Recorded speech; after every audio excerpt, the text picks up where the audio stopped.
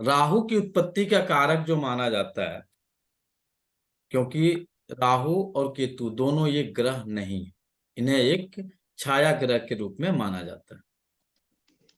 राहु की उत्पत्ति जो मानी जाती है, एक कहानी है आपकी समुद्र मंथन की। समुद्र मंथन के दौरान जो 14 रत्न निकले थे, उन्हीं रत्नों में से अमृत निकला था। जब अमृत निकला और उसी के साथ जो है सूरा निकला, अमृत को लेके भगवान धन्वंतरी प्राकट्य हुए। तो अमृत को यह माना जाता था कि अमृत जो भी ग्रहण कर लेगा वह अमर को प्राप्त कर जाएगा, अमरत्व को प्राप्त कर जाएगा। तो देवी देवताओं में ये थी कि इसे राक्षसों के हाथ नहीं जाने देना है, ये केवल देवगण पिएंगे और राक्षस जो होंगे वो सूरा का पान करेंगे। तो हुआ ये कि इसे बंटवारा कैसे किया जाए। तो भगवान श्री हरि ने यहाँ पे छल किया। किस रूप में छल किया? वह मोहिनी रूप धारण किए। मोहिनी जो रूप थी, बहुत ही मनमोहन रूप थी उनकी, और उस रूप को धारण करके इन्होंने क्या किया, जितने भी राक्षस थे इन्हें अपने बस में करने की कोशिश की। और इस कंडीशन में क्या हुआ कि भगवान श्री हरि ने राक्षसों को सूरा पिलाया और देवताओं को अमृत पिलाया। यह कहानी, यह इसके बारे में जो आपका राहु और केतु जो थे वह एक ही थे, जिसका नाम था, जो राक्षस था वह था स्वरभानु। सॉरी, वह जो राक्षस था स्वरभानु नामक राक्षस था। स्वरभानु इस चीज को जान गया कि देवता लोग जो है छल करने वाले हैं, और छल करके जो है हम लोग को सूरा पिलाएंगे, अपने जो है अमृत को पिएंगे। तो स्वरभानु ने देव रूप को ग्रहण किया, और स्वर भानु के पास इतनी सामर्थ्य थी, इतना सामर्थ्य था कि वह अपना रूप बदलने में माहिर था, मायावी था, चालाक था, धूर्त था। तो जो उसका बेस है राहु और केतु का, ये सारे गुण उसके अंदर पाए जाएंगे। मायावी होगा, रूप बदलने वाला होगा, चालाक होगा, धूर्त होगा, इंटेलिजेंट होगा, बहुत बुद्धिमान होगा। तभी तो उन सभी राक्षसों के बीच से यह जो है इनकी मन स्थिति को भाप गया कि यह लोग जो है हम लोगों को सुरा पिलाएंगे, अपने जो है अमृत पिएंगे। तो यह एक इंटेलिजेंट इंसान ही जो है सामने वाले की बातों को समझ सकता है। तो यह गुण जो था वह स्वर भानु के पास था। स्वर भानु जो है इस चीज को समझ गया, जान गया। जानने के बाद से उसने अपना रूप एक देव रूप में कन्वर्ट किया, और कन्वर्ट करते हुए जो है ये देख लिए थे सूर्य और चंद्रमा ने। तो जब सूर्य और चंद्रमा ने इस चीज को देख लिया था, तब तक भगवान श्री हरि ने उसको अमृत पान के लिए दे दिया था। अमृत पान जब लिया था उसने, तो गले तक उसका अमृत पहुंच चुका था। तब तक जो है सूर्य देव जो है चिल्लाने लगे कि ये तो स्वरभानु है, इसे आपने अमृत दे दिया। तब तक भगवान श्री हरि ने जो है सुदर्शन चक्र चलाया। तो जहां तक अमृत पहुंचा था उसके नीचे एक भाग कटा, और दूसरा भाग जो है सर के रूप में, या धड़ और सर जो है दोनों अलग हो गए। तो राहु को यह समझ जाइए कि वो आपका मस्तिष्क है, और इसके अंदर गुण क्या है? बुद्धिमान है, चालाक है, अपने अनुसार रूप बदलने वाला है, धूर्त है, जैसा चाह रहा है उसके हिसाब से वो अपना एनर्जी को कन्वर्ट कर लिया था। तो यह प्रक्रिया उस समय से लेके अनंत तक चलने वाली है, इसके जो गुण है। अब इसे आप निगेटिव वाइब्रेशन के रूप में लीजिएगा तो आपको निगेटिव इम्पैक्ट करेगा। अब आप इसे पॉजिटिव में लीजिएगा तो इसके अंदर क्या क्षमता थी कि देवताओं को भी इसने जो है परास्त कर दिया। देवताओं के भी आंख में धूल झोंक के जो है क्या किया, राक्षस रूप को बदल के वो उसके पास क्षमता थी देव रूप में कन्वर्ट करके जो है अमृत का ग्रहण कर लिया। तो इसी कारण से जो सूर्य और चंद्रमा जो है स्वर भानु के दुश्मन बन गए। तो जो ग्रहण काल लगता है ना, जो बोलते हैं कि राहु और केतु ने इनको छाया रूप में इन्हें घेर लिया है, ढक लिया है, जो ज्योतिषी भाषा में प्रयोग किया जाता है, ये राहु और केतु ही होते हैं। क्योंकि केतु के पास धड़ था, ब्रेन नहीं है, मस्तिष्क नहीं है कि वो सोचेगा, केवल शरीर है। तो शरीर जिसके पास रहता है उसके पास केवल बल रहता है। तो केतु जो है बल का कारक होता है, और राहु जो है बुद्धि का कारक होता है। क्योंकि उसके पास मस्तिष्क है, मन है, माउथ है, आंखें हैं, कान है, बाकी चीजें उसके पास बल वाली सारी चीजें नहीं है। क्योंकि भगवान श्री हरि ने इसे दो भागों में डिवाइड कर दिया था, तो दूसरा जो शरीर उसका बना वो केतु के रूप में बना। अब ये राहु इतना तपस्वी था कि भगवान से ये लड़ गया कि आपने तो हमें दो भागों में डिवाइड किया है, तो आप मुझे एक शरीर करिए। तो ये लड़ते लड़ते गए किसके पास? पहले तो लड़ने से पहले जो है इसने जो क्या किया, चंद्रमा को निगलना चाहा, चंद्रमा को परास्त करना या फिर उनका भक्षण करना चाहा। तो चंद्रमा भाग के कहाँ गए? तो चंद्रमा भाग के गए भगवान शिव के पास। तो भगवान शिव ने चंद्रमा को अपने सर पे विराजमान किया। शॉर्ट जितनी कहानी आपको बता रहा है बहुत शॉर्ट बता रहा है, लंबी जाएंगे तो बहुत लंबी जाएगी, क्योंकि एक एक जो है 10-10 पेज में कहानियां हैं। तो शॉर्ट करके आपको पढ़ा रहे हैं ताकि इसका मूल निकल जाए, आप समझ पाए कि हमें इसको ट्रीटमेंट कैसे करना है, कहाँ पे जाएंगे तो ट्रीटमेंट हमें इसका मिलेगा, और इसका क्या क्या जो है कार्य करता है। तो चंद्रमा जो है भगवान शिव के सर पे विराजमान है, उसके नीचे जो है सर्प है। तो इसने कहा कि आप मुझे अपने साथ ही रखिए, हम कहीं नहीं जाने वाले। भगवान शिव से स्वरभानु ने कहा कि हम भी अब आप ही के शरण में रहेंगे, आप ही के पास रहेंगे। और स्वरभानु जो था भगवान शिव का बहुत बड़ा भक्त था। तो जितने भी बड़े भक्त हुए, जितने भी प्रतापी भक्त हुए, सबके सब जो है भगवान शिव के भक्त हुए। उठा कर देख लीजिए, चाहे भस्मासुर हुआ, चाहे रावण हुआ, चाहे स्वरभानु हुआ, चाहे उसके पहले जितने भी राक्षसों को उठा कर देख लीजिए, सभी के सभी जो है यह भगवान शिव के अनन्य भक्त थे। तो भगवान शिव ने इन्हें सर्प रूप में अपने गले में रखा हुआ है। तो जो सांप दिखाई देता है ना, वही राहु और केतु। और उसी सर्प के रूप में आप हम सब लोग जो है उनकी आराधना करते हैं, उनकी पूजा भी करते हैं। जिसको आप करते हैं कि काल सर्प दोष है, इसकी आराधना कर लीजिए, इनकी पूजा कर लीजिए तो ठीक हो जाएगा। तो वही राहु ही अपनी यह एक्टिविटी वर्क करता है।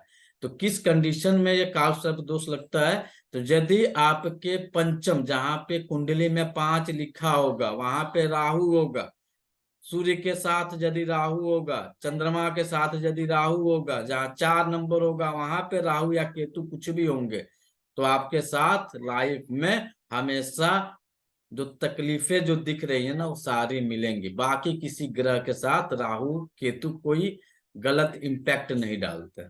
जो सबसे ज्यादा इम्पैक्ट डालेंगे वह सूर्य और चंद्रमा के साथ ही डालेंगे, क्योंकि इन्होंने ही इसका भेद का खोला था और इनके शरीर को 2 भागों में श्री हरि ने किया था। तो जब भी इनके सबसे बड़े जो शत्रु बनेंगे वह सूर्य और चंद्रमा ही बनेंगे। तो यदि किसी के कुंडली में 4 नंबर कहीं लिखा है वहां पे राहु आ जाए तो आप अपने जीवन से परेशान रहिएगा। यदि किसी के कुंडली में 5 नंबर पे राहु लिखा है तो आप अपने जीवन में परेशानियां मिलेंगी, क्योंकि सूर्य देव ने उनके साथ उनको जो है इनके बारे में भगवान श्री हरि से बता दिया था, इनकी जो है भंडा फोड़ दिया था। फिर जहां पे सूर्य है वहां पे राहु रहेगा तो आपके लाइफ में दिक्कतें आएंगी, जहां पे चंद्रमा है वहां पे राहु आएगा तो दिक्कतें आएंगी। बाकी सभी ग्रहों के साथ कोई दिक्कत नहीं आने वाली।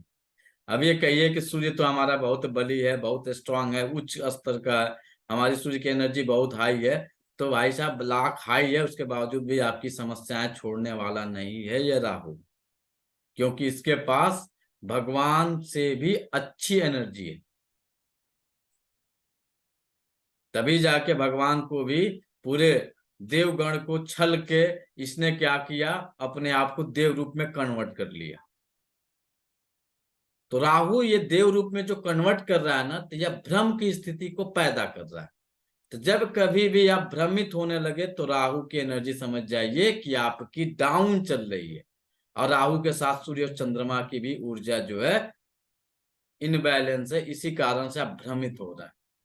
चाहे किसी के भी भ्रम जाल में आप फंस गए तो राहु और केतु साथ में सूर्य और चंद्रमा, राहु सॉरी केतु ने, राहु सूर्य और चंद्रमा, इन तीन ग्रहों की ऊर्जाओं की इनबैलेंसिंग चल रही है आपके जीवन काल में उस दौरान।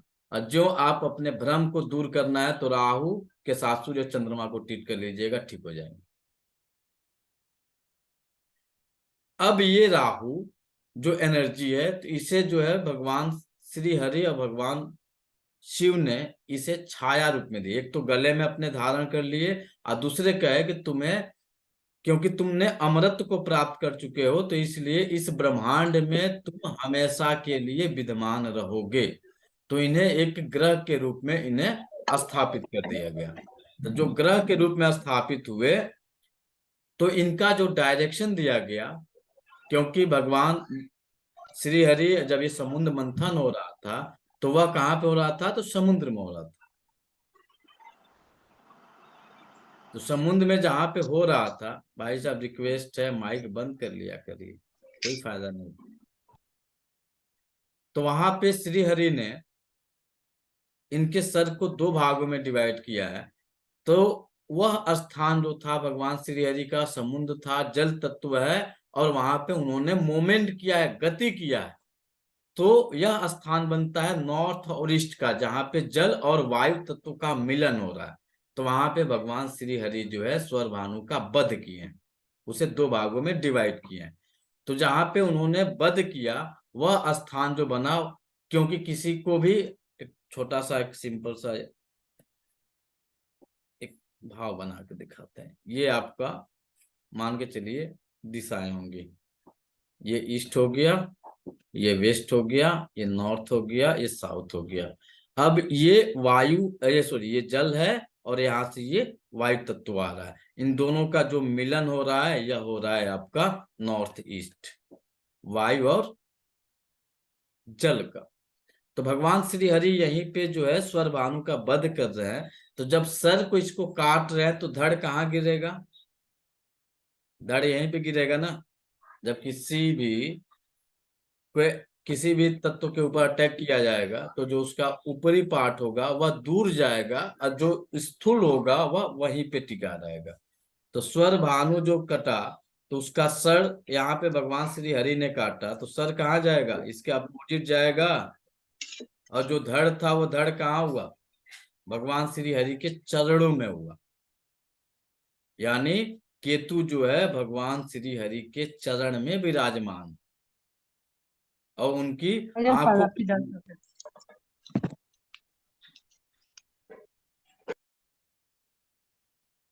अब ये राहु महाराज जब यहाँ पे भगवान श्री हरि ने स्वर भानु का सर काटा तो सर उनके ठीक सामने जाके गिरा आंखों के, और उनके चरणों में जो है धड़ गिरा। तो धड़ बना केतु और उसका जो सर स्वर भानु का गिरा वो बना राहु। तो राहु जो है नॉर्थ ईस्ट के ठीक अपोजिट साइड में जो आता है आपका साउथ वेस्ट होता है, यह होता है आपका राहु का स्थान। तो आपके घर के वास्तु में जब ये दो स्थान गड़बड़ हो जाएंगे तो पूरी जीवन आपकी तबाह हो जाएगी। सिंपल आसान भाषा में समझ जाइए, ये दो स्थान यदि आपके गड़बड़ हो गए, गड़बड़ में क्या होगा, यह स्थान जो है अग्नि तत्व प्लस आपका आकाश तत्व से संबंधित है और यह तत्व जल और वायु से संबंधित है। यदि एलिमेंटों में इधर उधर कुछ भी कर दिए तो आपके साथ स्थिति जो बनेगी सेम जो राहु और केतु का पॉजिटिव रिजल्ट था, जो बुद्धिमता थी, इंटेलिजेंट था, जो मायावी था, वो सारा जो है कन्वर्ट होकर निगेटिव में बदल जाएगा। बुद्धि भ्रष्ट हो जाएगी, बुद्धि काम नहीं करेगी, सारी इंटेलिजेंसी जो है समाप्त हो जाएगी, पागलपन के दौरे पड़ने लगेंगे, दिमाग जो है शून्य हो जाएगा। यदि इनमें कहीं पे भी उल्टा सीधा आपने कर लिया एलिमेंट के हिसाब से, तो जो ये एलिमेंट है आपका दिख रहा है यह जल और वायु का है तो जल और वायु का ही रहेगा, और यह एलिमेंट आपका आकाश और अग्नि का है तो आकाश और अग्नि का ही रहेगा। इसमें आपने कुछ भी इधर उधर कर दिया तो आपके साथ समस्याएं मिलेंगी, प्रचुर मात्रा में मिल, थोड़ी नहीं मिलेंगी, प्रचुर मात्रा में मिलेंगी। अब राहु को हम लोग कंप्लीट क्या समझ रहे हैं कि निगेटिव इम्पैक्ट डाल रहा है, तो निगेटिव इम्पैक्ट राहु, इसके जो गुण मिले आपको, निगेटिव कहीं से दिख रहा है? 1% निगेटिव है? नहीं है। कहीं से निगेटिव है तो बता दीजिए। क्योंकि भगवान श्री हरि ने इन लोगों के साथ छल किया था, क्योंकि जब समुद्र मंथन हुआ था तो यही बात हुई थी कि जो सामान निकलेगा सब में आधा आधा डिवाइड होगा, आधा राक्षस लेंगे, आधा जो है भगवान लेंगे। यही यही इन लोगों के साथ कंप्लीट जो है एग्रीमेंट हुआ था। और उस एग्रीमेंट के तहत इनको भी अमृत मिलना चाहिए था और देवताओं को भी अमृत मिलना चाहिए था, लेकिन भगवान श्री हरि ने इनके साथ छल किया था। तो इस छल को भांपने की क्षमता जो थी केवल स्वरभानु के पास थी।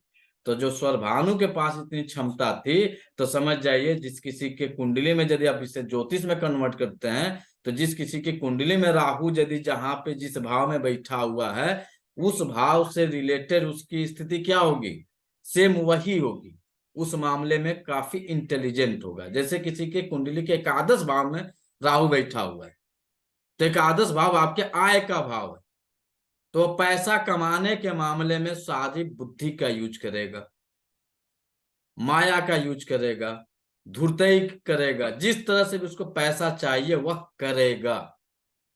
अब यही राहु यदि किसी के सप्तम भाव में चला जाए, अब पॉजिटिव होगा तो वो क्या करेगा, अपने पत्नी के साथ वह अपार प्रेमत्व को देगा, शादी बुद्धिमत्ता सब सब कुछ जो है अपने लाइफ पार्टनर के साथ यूज कर देगा। निगेटिव इम्पैक्ट करेगा तो सब तहस नहस कर देगा, कोई रिलेशन नहीं, डाइवोर्स कर लो।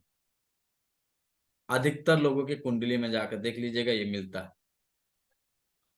अब यही राहु नवम भाव में आ जाए, भाग्य के स्थान पे चला है, तो भाग्य की एनर्जी के साथ यदि कन्वर्ट हो रहा है तो पॉजिटिव वाइब्रेशन दे रहा है, तो क्या करेगा ये, आपके हर एक कार्य में कुछ अड़चने नहीं आएंगी, कंटिन्यू होती जाएंगी। और जब निगेटिव इम्पैक्ट देगा तो सारी चीजों को तहस नहस कर देगा, काम होते होते स्वाहा कट, जिस इसने कट किया उस तरह से आपकी लाइफ जो है कट कर जाएगी एक का ही। तो बहुत सिंपल है, कहीं टफ नहीं है। अब ये राहु को दैनिक जीवन में थोड़ा सा कन्वर्ट कर रहे हैं आप। जितनी भी चीजें अदृश्य हैं, जितनी भी चीजें अदृश्य दिख रही हैं, अदृश्य चल रही हैं, वो सारी की सारी राहु है।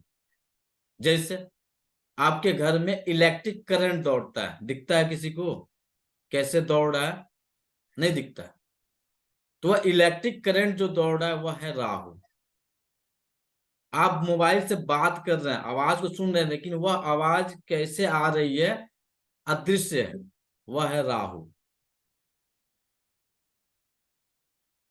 रात्रि का अंधेरा है, वह है राहु। तो सबसे काली रात कब होती है? अमावस्या की। तो वह पूरा रात जो है राहु,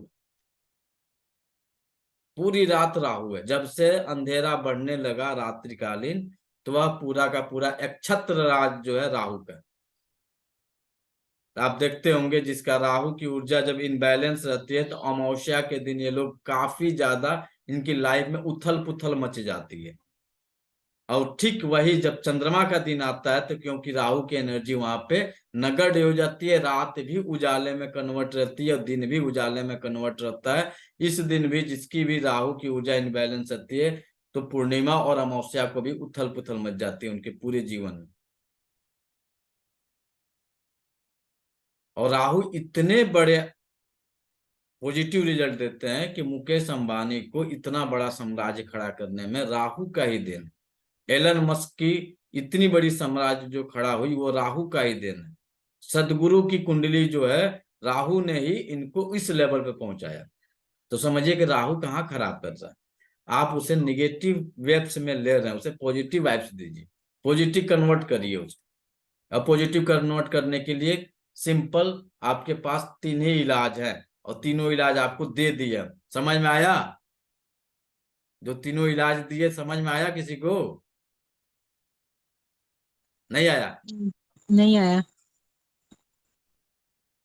कितने लोगों को समझ में आया जो तीनों ट्रीटमेंट रेमेडी दी जो दी है? इसी में रेमेडी छिपा था, इसी कहानी में ही रेमेडी था। किसी को कुछ समझ में आया रेमेडी? नहीं सर। आया नहीं आया। सर आपने बताया ना, नोट एक तो कर लो, अमित साउथ वाला वेस्ट भी ठीक कर लो। सर शिव जी की पूजा करनी राहु जब है तो। हाँ, और शिव जी की पूजा करो। 3 रेमेडी दी सर ने। हाँ, सिंपल रेमेडी है, इससे बड़ा कुछ रेमेडी नहीं है। जब कभी आपको राहु बहुत टॉर्चर करने लगे तो सिंपल रेमेडी है भगवान शिव की, क्योंकि राहु भगवान शिव के पास विराजमान है, उनके गले में विराजमान।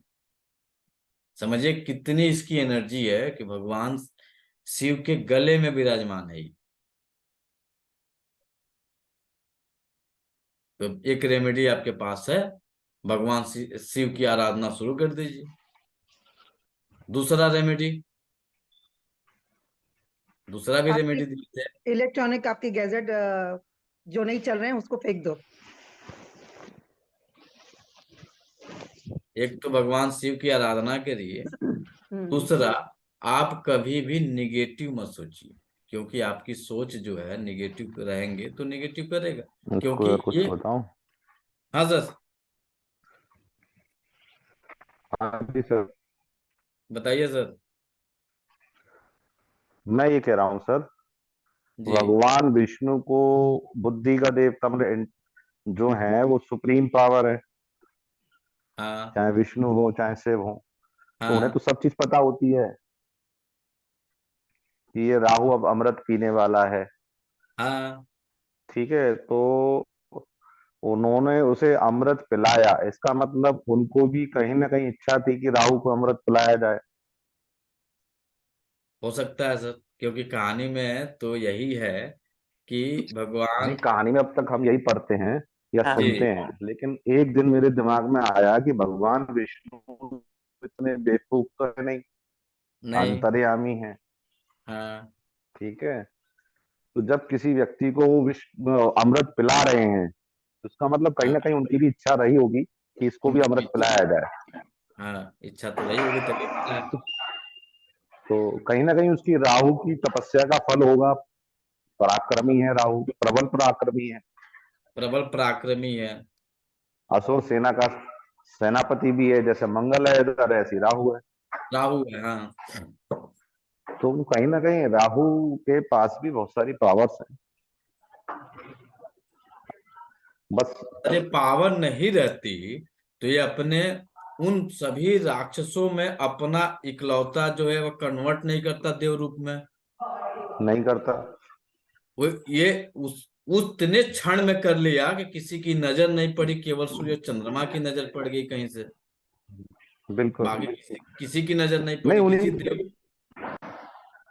उन्हीं के देव पास की नजर बैठा नहीं था पड़ी। चलो, वहीं बैठा बैठ गया था, था ये सूर्य सूर्य और चंद्रमा के चंद्रमा पास के बैठ गया। बीच में, ये दोनों के बीच में बैठा था, हाँ इसलिए उनको भनक हाँ लग जी, गई। हाँ जी बाकी जी अदर जी किसी को जी। भनक नहीं लगी। समझिए सेकंडों का खेल है, पलक झपकते ही इसने खेल खेल लिया।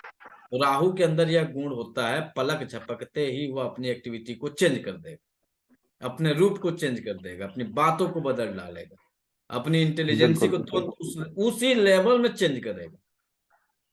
तो एक ट्रीटमेंट है आपका, भगवान बिल्कुल। शिव के श्री चरणों में पड़े जाइए। कोई दुनिया कुछ भी जी कहे, जी। करना है सो करिए, लेकिन आप, बहुत सिंपल रेमेडी है भगवान शिव का पंचाक्षर मंत्र। जो महिला है नमः शिवाय का जप शुरू कर दीजिए 24 घंटा, और जो मेल है ओम नमः शिवाय का जप करना शुरू कर दीजिए। आपका राहु आपके हमेशा पॉजिटिव रिजल्ट देगा। दूसरा, या तो आप भगवान श्री हरि का भजन गुणगान करना शुरू कर दीजिए, क्योंकि उनके श्री चरणों में केतु पड़ा हुआ है और उनकी आंखों के ठीक सामने जो है राहु पड़ा हुआ है।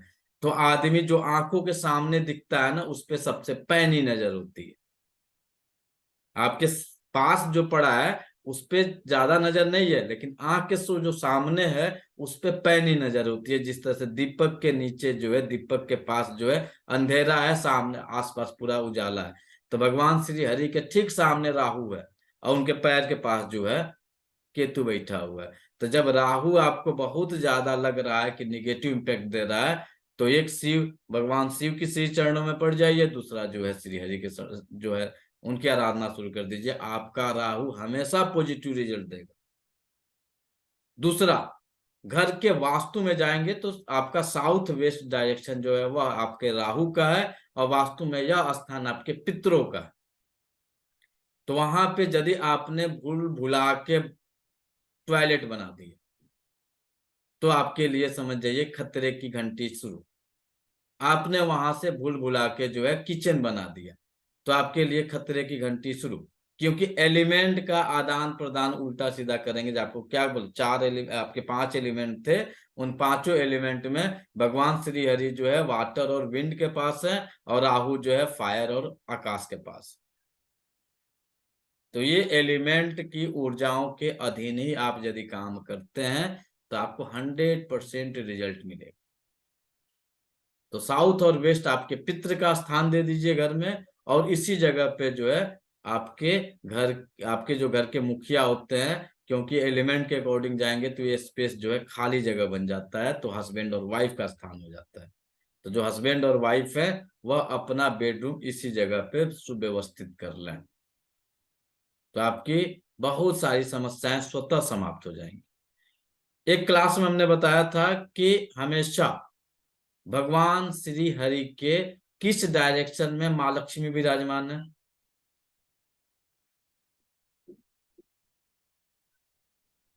ईस्ट में, लेफ्ट पाँव में, लेफ्ट उनके चरणों में से। उनके चरणों में है सर। धन्य है भैया।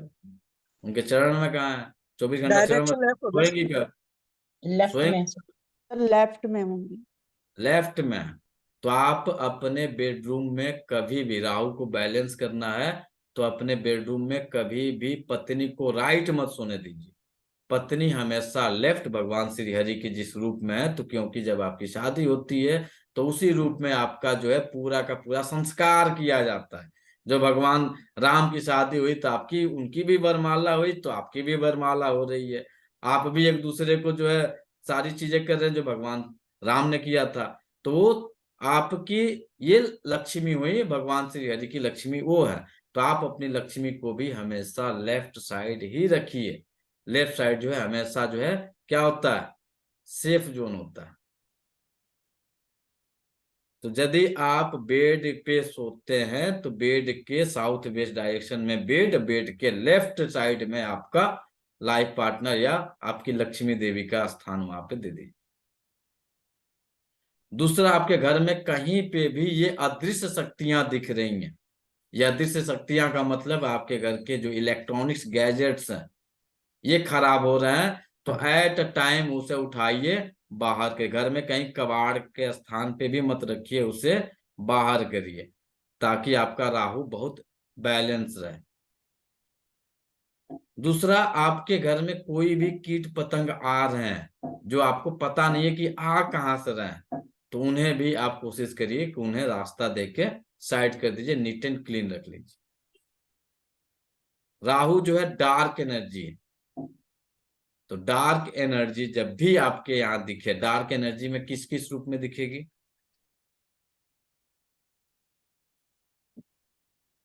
घर में अकारण बस लड़ाई झगड़ा होना, समझ जाइए कि राहु का जो है कुप्रभाव शुरू हो गया।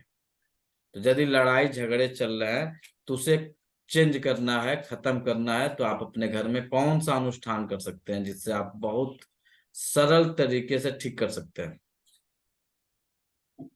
कुछ रेमेडी दिख रहा है? सर अग्निहोत्र। अग्निहोत्र हवन सुबह शाम। नहीं, वो सेकेंडरी है।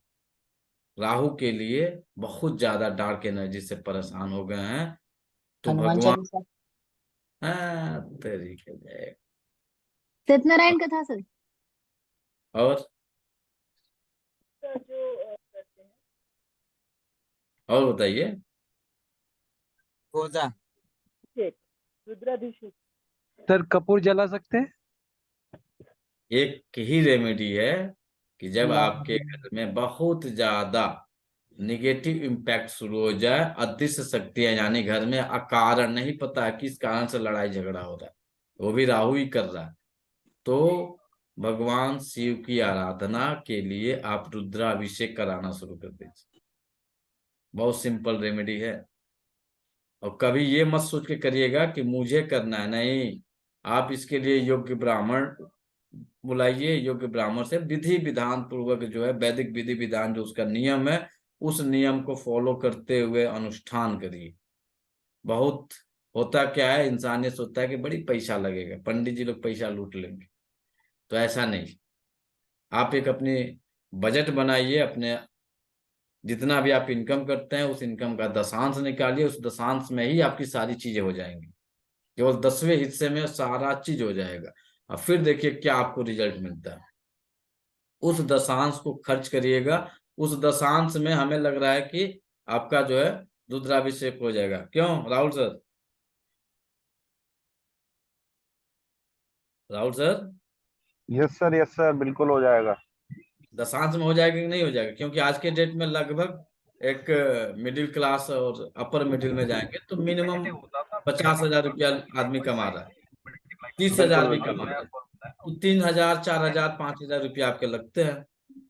आप अपने विधि विधान से घर में करा लीजिए, आपको रिजल्ट 100% मिलेगा। 100% हम कर रहे हैं, इसमें 1% इधर उधर नहीं होने वाला है। और जितने लोग धन के लिए लालायित हैं कि मुझे धन चाहिए, धन नहीं आ रहा है, तो भाई साहब आपको अपने राहु को ट्रीट करना पड़ेगा। और ट्रीट करने के लिए आपके पास दो ही रास्ते हैं। पहला रास्ता है भगवान शिव की आराधना, और दूसरी रास्ता है भगवान श्री हरि की आराधना। इसके अलावा दुनिया में कितना भी रेमेडी कर लीजिए, कुछ नहीं होने वाला है, ये गारंटी हम दे रहे हैं। घर में ये कर लिए, वहां पे ये कर दिए, कुछ नहीं होने वाला है। जाओ मछली दान कर दो, छाता दान कर दो, चावल दान कर दो, कुछ नहीं होने वाला है। इनकी विधि विधान पूर्वक अपने घर में अनुष्ठान करिए, उसी से रिजल्ट आपको मिलने वाला है। और आप सेल्फ खुद उनके शरणों में चले जाइए।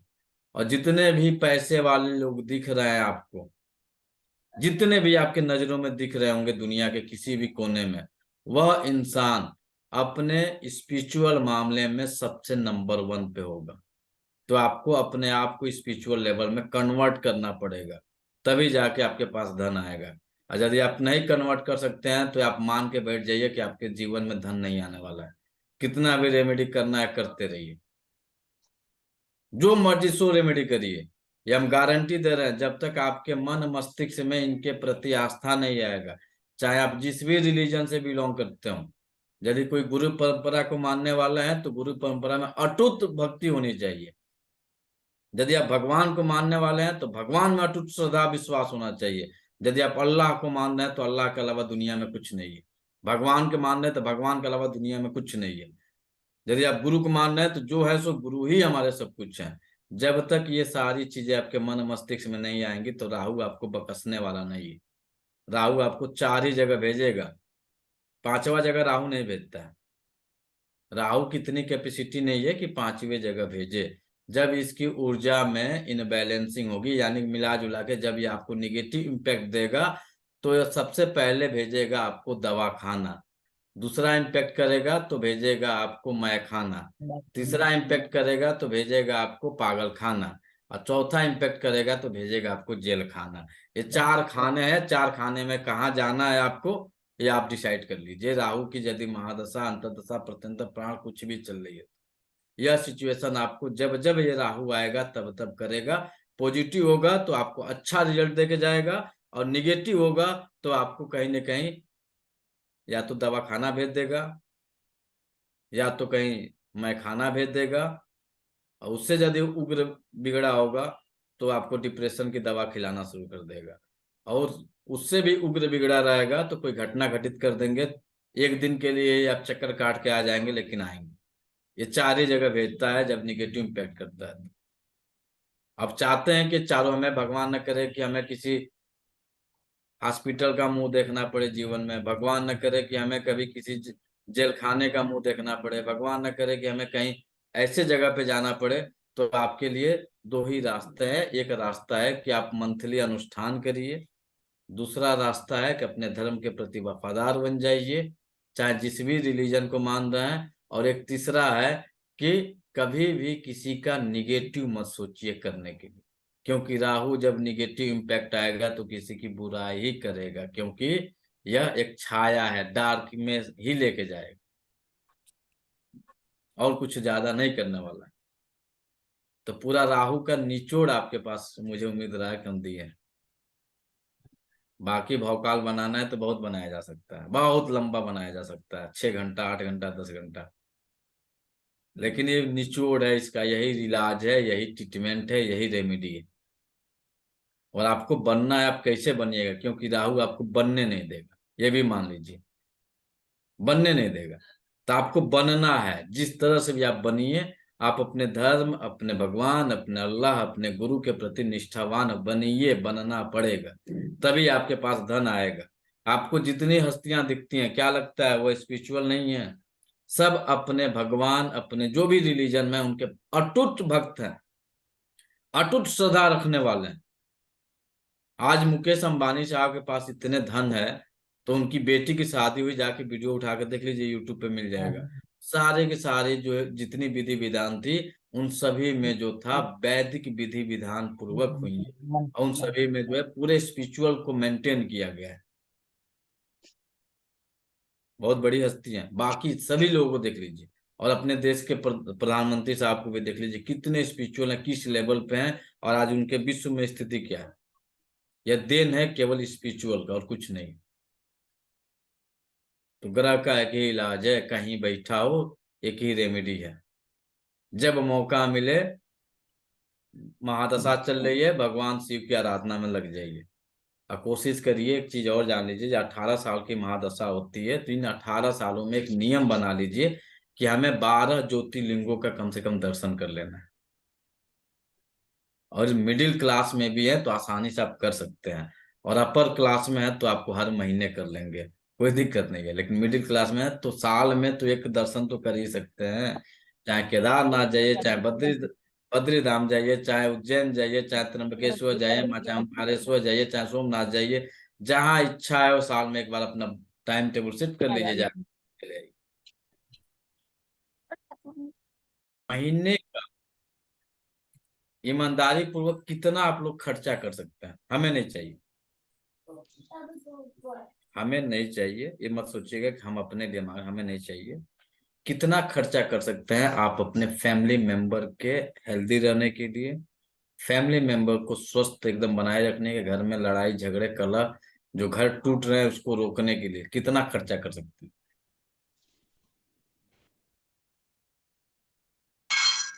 बिना खर्च किए कुछ होने वाला है नहीं। नेचर, नेचर को जब आप देंगे तो नेचर आपको देगा, जब आप नेचर को देने की मन मस्तिष्क में नहीं रखेंगे तो नेचर आपको देने वाला नहीं।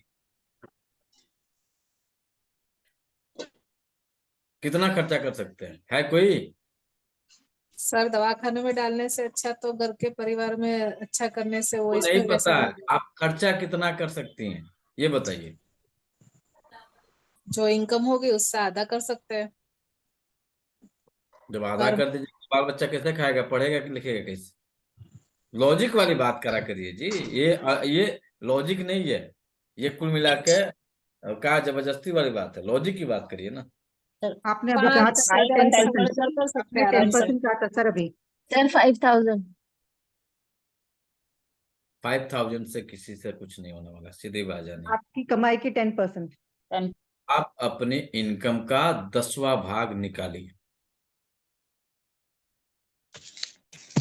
आप अपनी कमाई का जितना आप अर्न करते हैं, 1 लाख अर्न करते हैं तो ईमानदारी से 10,000 रुपया निकालिए। उस 10,000 रुपये का खर्चा कहाँ करना है वो आपको 2-3 चीजों में खर्चा करने के लिए हम बता रहे हैं, बाकी आप अपनी इच्छा से कर दीजिएगा।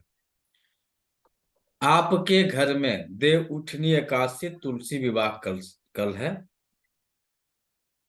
कल संध्या के समय से शुरू करना है। ये वही लोग शुरू करिएगा जो पूरे साल कर सकते हैं या उनके फैमिली मेंबर में कोई कर सकता है। और ये है कि कल है तुलसी विवाह, कल कर दो, हमारे यहाँ बहुत ज्यादा सुख वैभव धन संपदा आ जाएगी, तो भैया कुछ नहीं आने वाली। हर साल आप लोग करते होंगे, को मिलता कुछ नहीं है, लेकिन इस साल से यदि आपने शुरू कर दिया तो नेक्स्ट ईयर तक आपके पास जो चाह रहे हैं वो मिल जाएगा। वो हम नहीं देने वाले हैं, ऊपर वाले आपको 100% देंगे, बशर्ते पहली ईमानदारी 10% आपके इनकम का निकालना है। उस 10% में या तो आप गाय का घी खुद निकालिए या परचेज करिए, उसमें 100% ओरिजिनलिटी होनी चाहिए। ये आपका काम है, कहाँ से परचेज करिएगा, कहाँ ओरिजिनल मिलेगा, कि हम खुद बनाएंगे, ये आपकी समस्या है, आप जान कैसे क्या करना है। कल शुरू करेंगे, संध्या कालीन में दीपक जलाएंगे। शुद्ध देसी घी का दीपक होना चाहिए, कोई तेल नहीं, नहीं हम तिल का तेल जला देते हैं, हम सरसों का तेल जला दे, नहीं, शुद्ध देसी घी का दीपक होनी चाहिए। देसी घी का दीपक जलेगा, तुलसी के पौधे के नीचे जलेगा। तुलसी का पौधा जो रहेगा वो किस डायरेक्शन में रहेगा, तो नॉर्थ ईस्ट में रहेगा। चाहे आप छत पे रखिए, चाहे गार्डन में रखिए, चाहे जैसे आप मैनेज करिए, आपका काम है मैनेज करना। आप नॉर्थ ईस्ट डायरेक्शन में तुलसी जी के पौधे को रखिए। तुलसी जी के पौधे में भी तुलसी जी की क्वालिटी होती है, क्योंकि जो कल आप देव उठनी एकादशी या फिर आप जो है तुलसी विवाह मानते हैं, या जनरली हम लोग ठाकुर जी का विवाह मानते हैं, तो ठाकुर जी का जो वर्ण है वह है डार्क। तो श्यामल तुलसी चाहिए, या आप जानिए कहाँ से श्यामल तुलसी लाइएगा, श्यामल तुलसी कैसे लगाइएगा, श्यामल तुलसी कहाँ मिलेगी, ये आपकी समस्या है। आप ढूंढिए, आप उन्हें लगाइए, तो आपके घर में श्यामल तुलसी ही लगेंगी। श्यामल तुलसी के नीचे घी का दीपक, और उस दीपक में काली तिल, दीपक जला लेंगे, उसमें 2-4-10 दाना काली तिल को डाल देंगे। काली तिल किसको इंडिकेट कर रहा है यहाँ पे? राहु को, शनि राहु एनर्जी। डार्क आप एनर्जी। राहु यहाँ पे डार्क एनर्जी है, राहु है। आपने आहुति दे दी, और आपकी जितनी भी ये निगेटिविटी है, आहुति देने से क्या होती है? स्वाहा, खत्म। लेकिन नियम एक ही है भाई साहब, कल से शुरू करना है तो 1 साल तक लगातार करिए, कम से कम 1 साल करिए। ये नहीं कि आज कल, हे भगवान, हम कह रहे हैं 1 साल के लिए, तो कल के बाद से बंद कर दीजिएगा, 1 साल खत्म हो जाएगा। अभी सर किसी नहीं काम सर, से जैसे कोई घर से 2 दिन के लिए बाहर जा रहे हैं, नहीं कर पाए, तो उस कंडीशन में क्या करना चाहिए?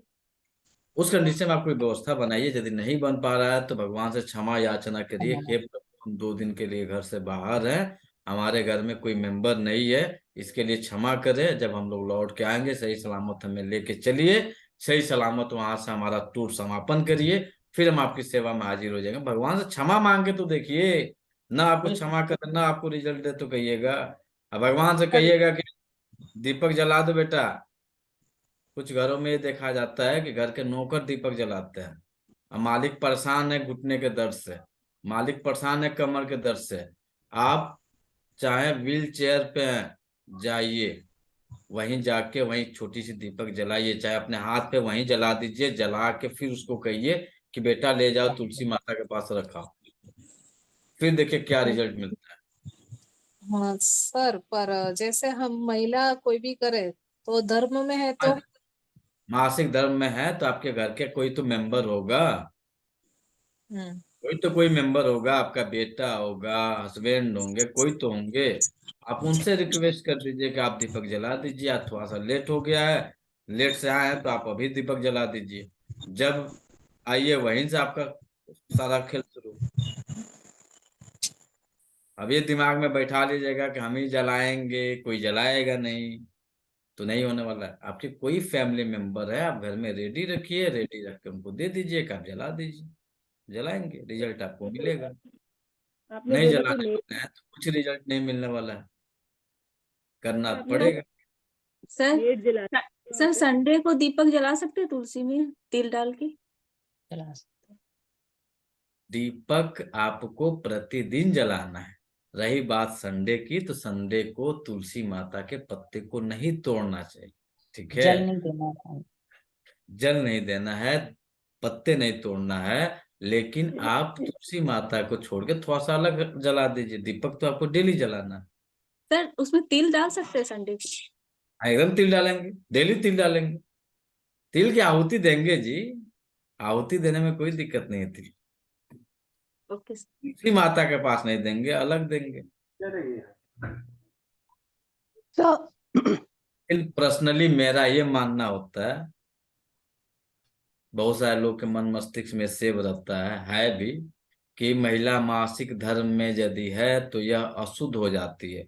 यदि यह अशुद्ध होती तो माँ कामाख्या की इसी पाठ की पूजा होती है, नहीं होती। यदि वो जो हमारी जन्म की कारक है, जिसके इसी प्रक्रिया के कारण हमारी उत्पत्ति हुई है, सबकी उत्पत्ति हुई है, तो अशुद्ध कहाँ से हो जाएगी। मानने वाले जो मानना है माने, पर्सनली हमारा ये रहता है, नहीं, वो माँ यदि उस धर्म में नहीं जाएगी तो हमारी जन्म नहीं हुई होती। और यदि ये गलत रहता तो माँ कामाख्या जो आपके असम में है, गुवाहाटी में, इनकी आराधना उसी पाठ की होती है, उसी पाठ की पूजा होती है। और हर साल जो है मासिक स्राव उनका होता है, मासिक धर्म होती है, मंदिर बंद रहते हैं। तो हमारा पर्सनल मानना है, हम इस पे कहीं वो नहीं कहेंगे कि दुनिया माने ना माने, वो आपका पर्सनल है। लेकिन हम इतना जानते हैं, वो माँ के रूप में यदि यह प्रक्रिया से नहीं गुजरती तो हमारी इस दुनिया में आगमन नहीं हुआ रहता। तो वह माँ जो है कभी अशुद्ध नहीं होती। बाकी आपकी अपनी अपनी सोच है, अपनी अपनी सेंस है, आप क्या सोचते हैं, क्या करते हैं, वो आपके ऊपर डिपेंड करता है। हमारा पर्सनल यही मानना रहता है कि वह यदि घटना न घटी, वह मासिक धर्म में मां न जाए, तो संतान की उत्पत्ति की प्रक्रिया नहीं होगी, यह संसार जो आगे की तरफ नहीं बढ़ सकता है। तो अशुद्ध कहाँ से हो गई। मानना है मानिए, अब आपकी समस्या है। हमारा पर्सनल मानना रहता है, यदि यह रहता तो माँ कामाख्या के इसी पाठ की पूजा होती है।